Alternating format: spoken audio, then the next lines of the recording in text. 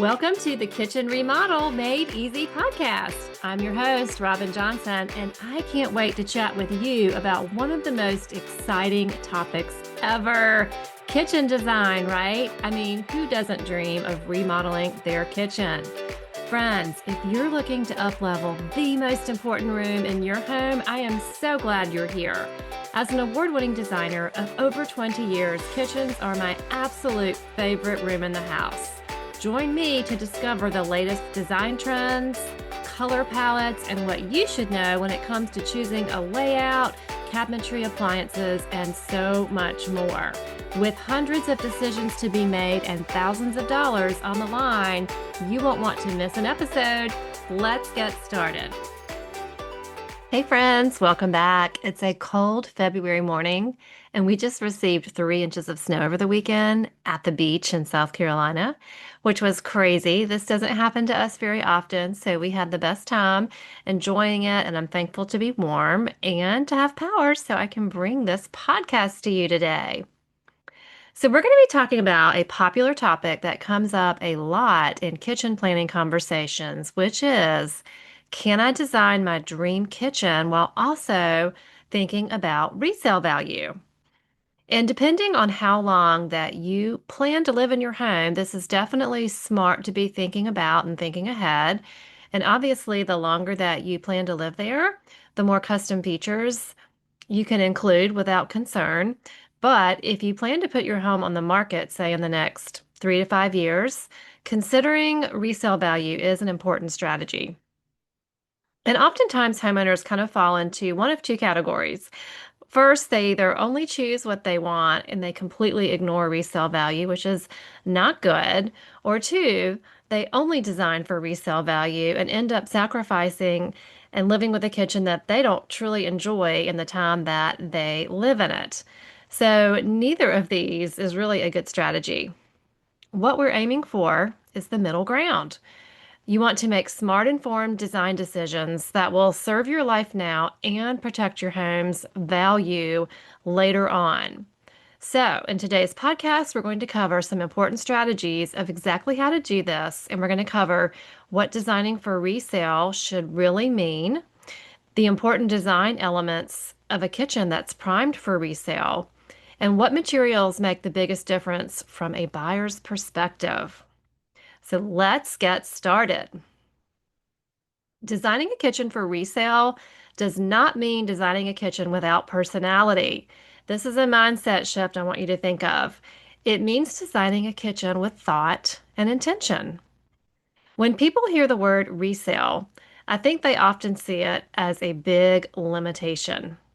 Maybe they immediately imagine a future buyer that they've never met judging their kitchen, or they're thinking about a hypothetical real estate listing and what's it going to look like, or they're picturing the bland cookie cutter kitchen and they're doomed and feel really defeated.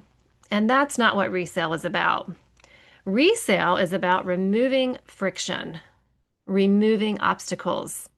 And when we're talking about removing obstacles in kitchen design, the most important questions that you and anyone looking at buying a new home have are, does this kitchen overall feel functional? Does this kitchen feel like something I could live with for a while? Buyers are not going to come in and immediately be critiquing your grout color at this point. They're simply deciding whether or not the kitchen feels like an asset or a liability. And that is an important first impression.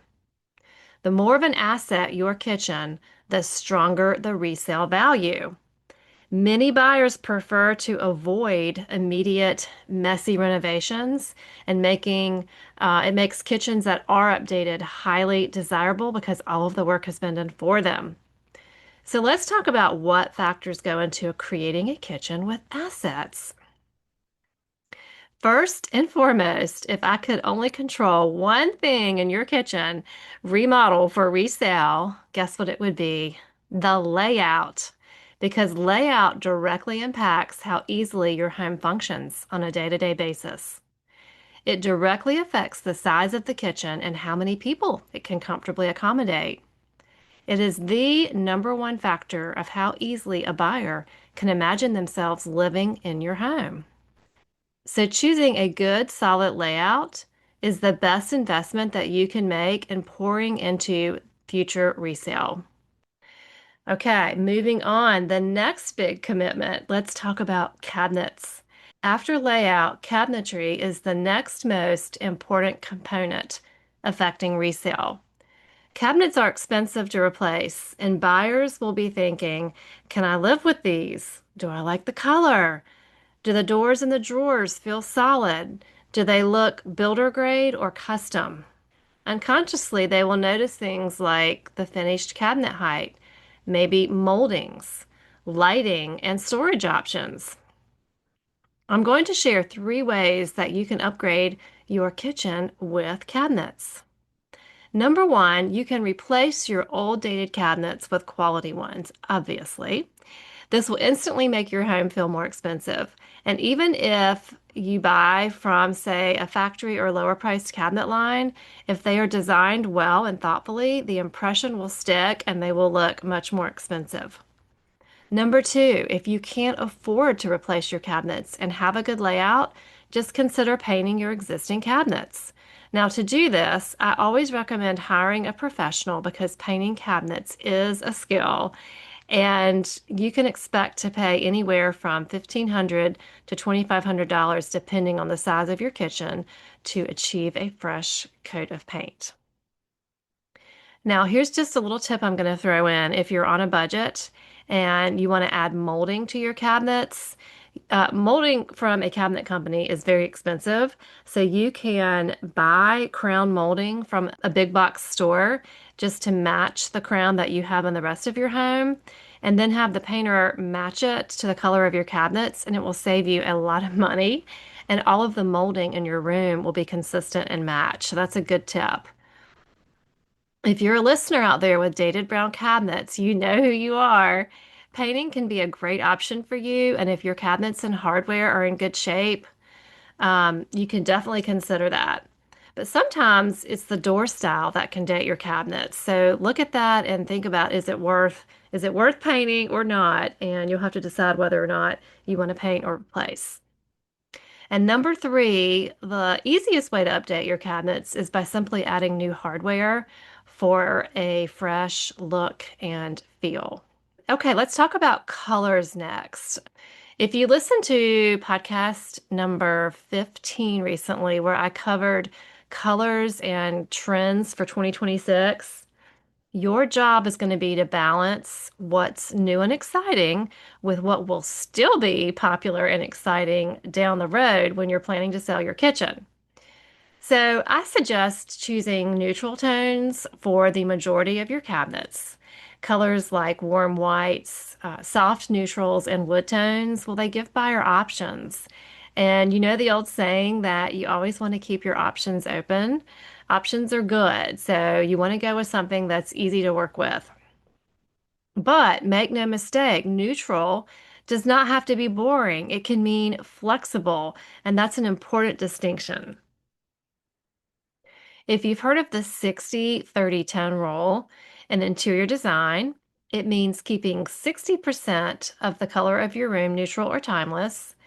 30% would be a complementary or secondary color, and the last 10% would be including a fun pop or splash of color for uniqueness and personality.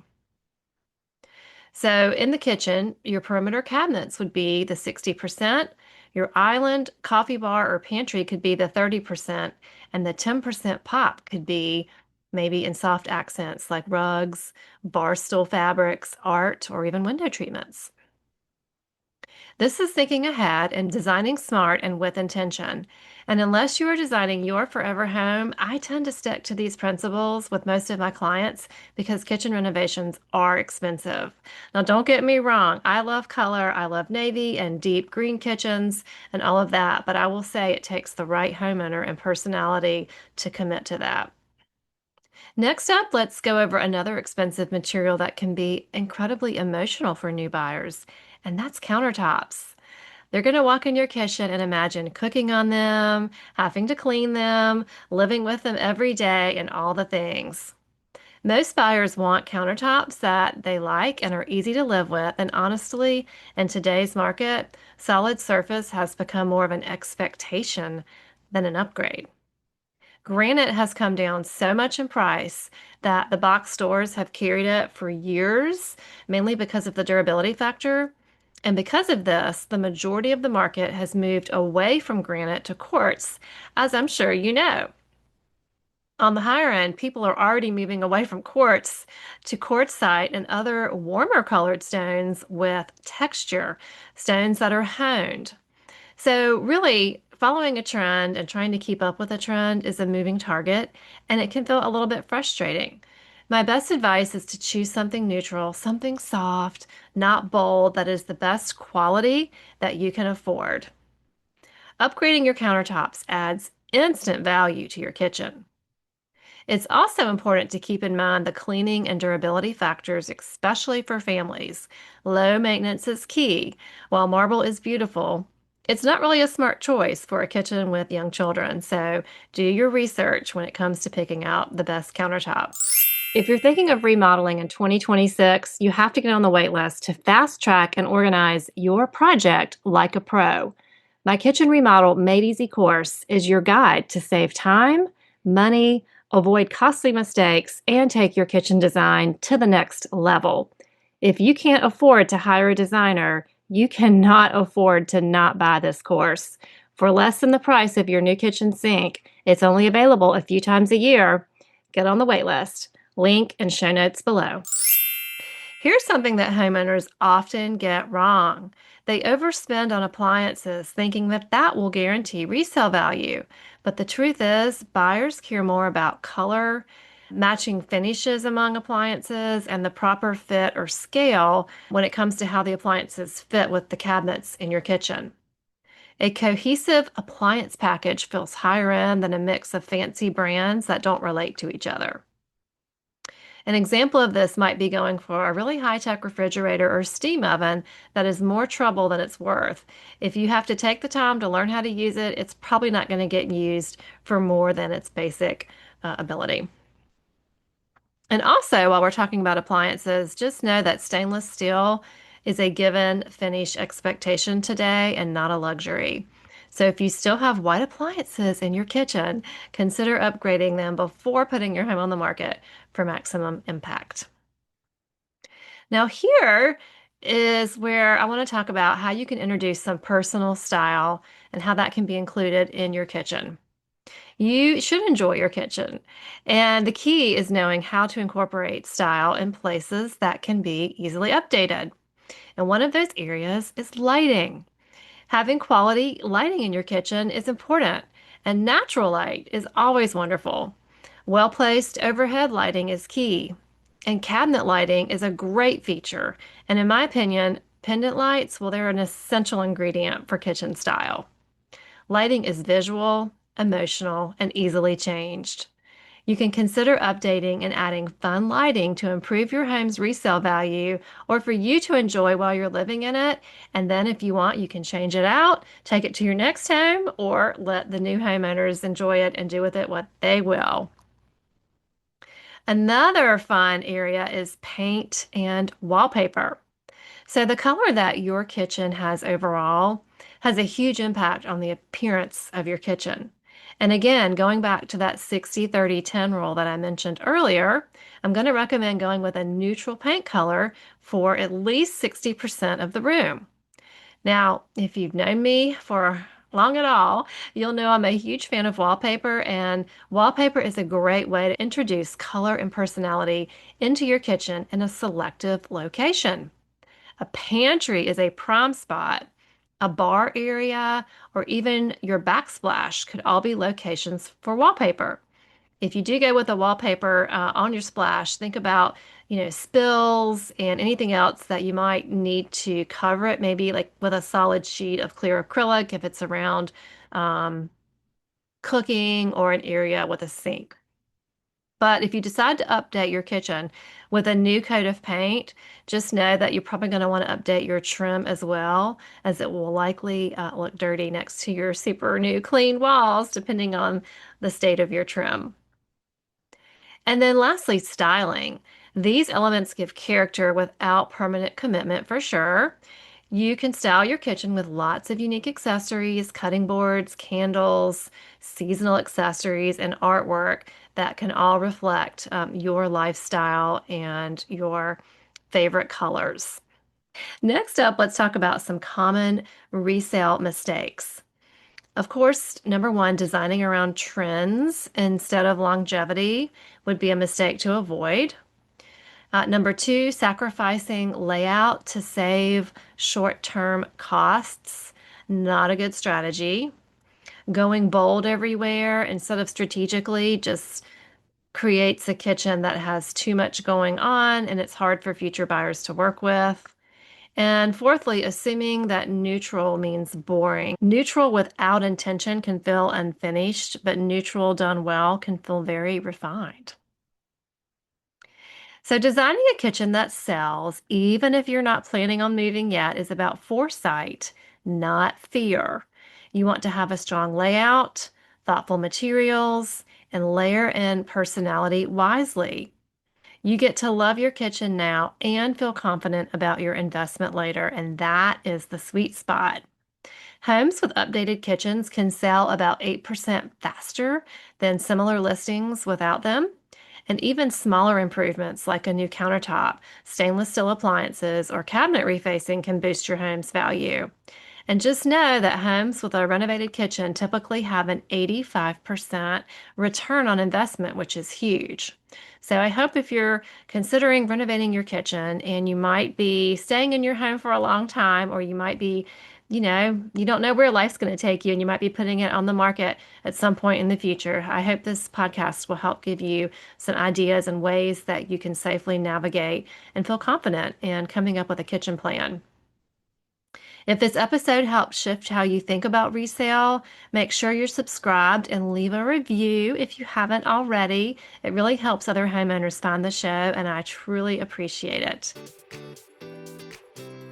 Thanks for tuning in to the Kitchen Remodel Made Easy podcast. If you want to continue the conversation or share your thoughts, I'd love to hear from you.